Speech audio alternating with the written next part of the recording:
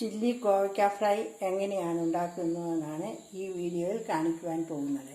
ആദ്യം കോവയ്ക്ക എടുത്ത് വട്ടത്തിൽ ചെറുതായി അരിയുക.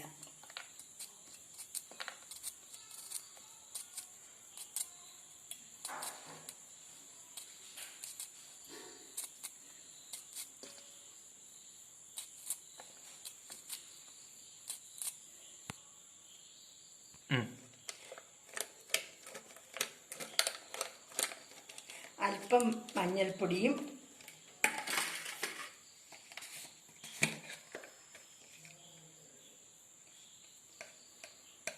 മുളക് പൊടിയും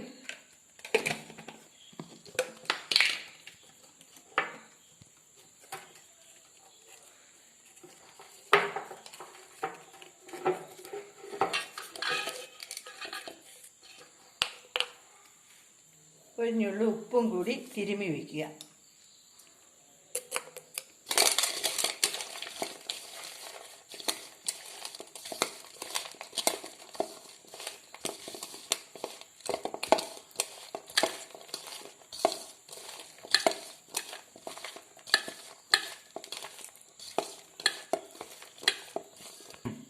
സവാള ചെറുതായി അരിഞ്ഞ് ഉപ്പ് തിരുമ്മി മാറ്റി വയ്ക്കുക.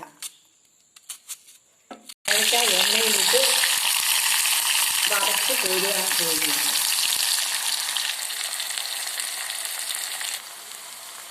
കോവയ്ക്ക ഇപ്പോൾ മൂപ്പായി തുടങ്ങി.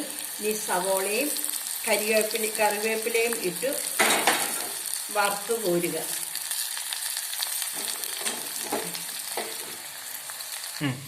ഇതുപോലുള്ള വീഡിയോ ലഭിക്കുന്നതിനായി ഈ ചാനൽ സബ്സ്ക്രൈബ് ചെയ്യുക. ഇപ്പോൾ നമ്മുടെ ചില്ലി കോവയ്ക്ക ഫ്രൈ റെഡിയായിരിക്കുകയാണ്.